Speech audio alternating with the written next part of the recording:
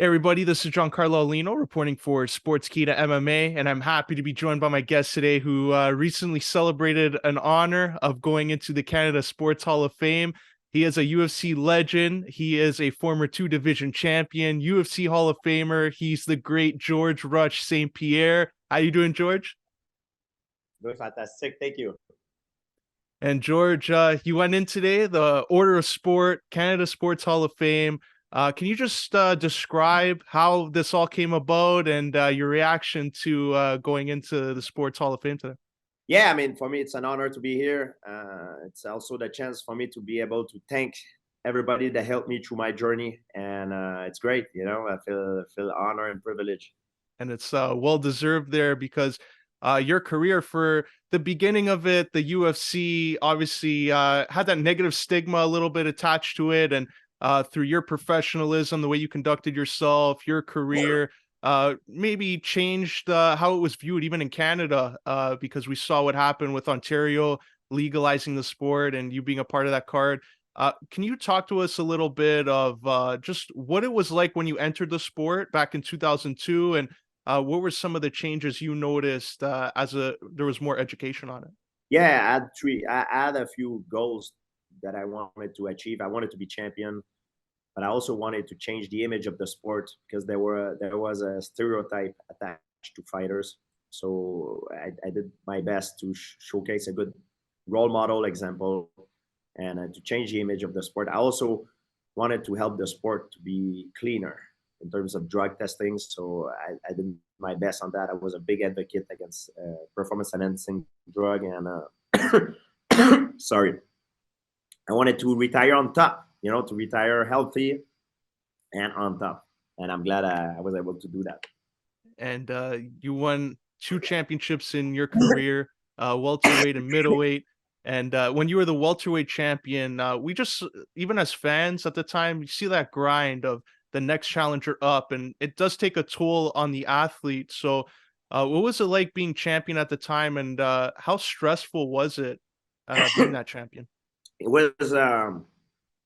was very stressed at the time because they say heavy is the crown, right? So I didn't realize at the time how big it could be because I was too busy trying to prepare for my next threat, who's my next opponent. And because of all the stress and everything, now when I look back at things, I'm very happy, very proud of what I have accomplished.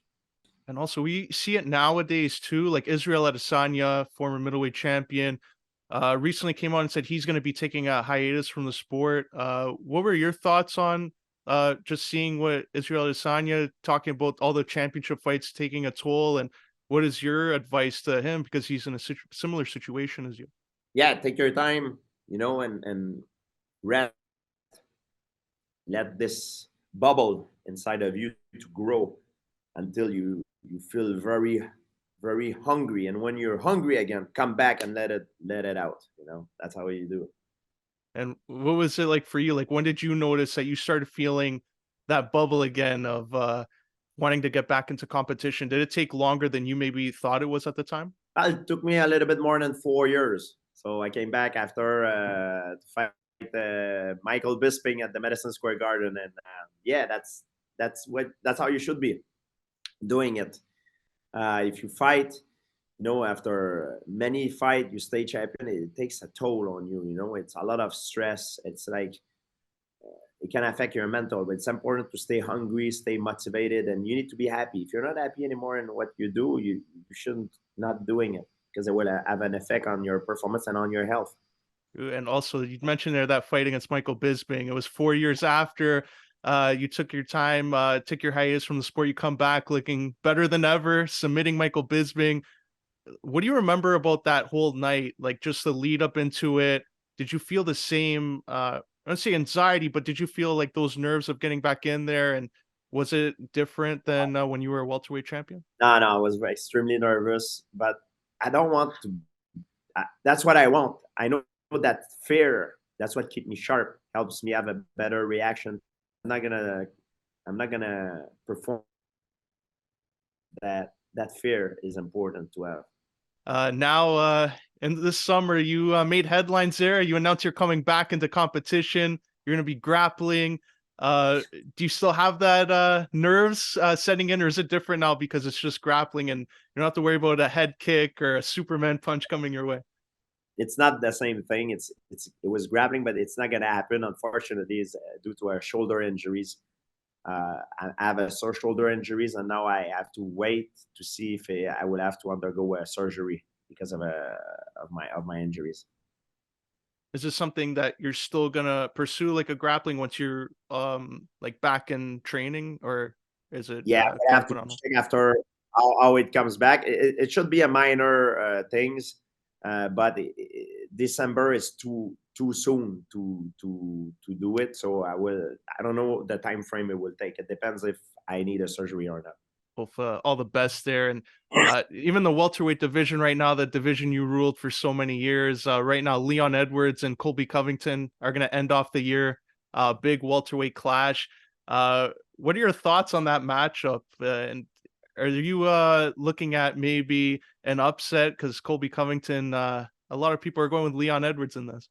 Yeah, I mean they both incredible fighters. They got the tools to beat each other for sure. I think it will come down on who is the most well prepared, and yeah, it's an exciting matchup. I can't wait to watch it. And also, George, couple final questions here. Just want to get your thoughts because we have a mutual connection, Showdown Joe Ferraro, and I spoke to him a couple months ago, and he was talking about being there for the beginning of your career, seeing you become champion. So I was wondering here, like that George St-Pierre that started out at UCC against Ivan Menjivar, if he were to walk into a room and see the Canada Sports Hall of Famer, UFC Hall of Famer, legend walk in and ask for advice, what advice would you give to that young George St-Pierre? I would have tell him that it's normal to be afraid. It will never go away.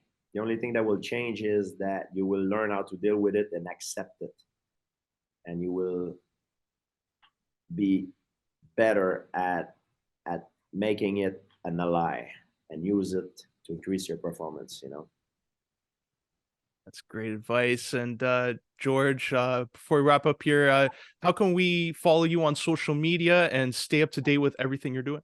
George Rush, George St-Pierre. I'm on Instagram, TikTok, X. So yeah, I'm there. Yeah.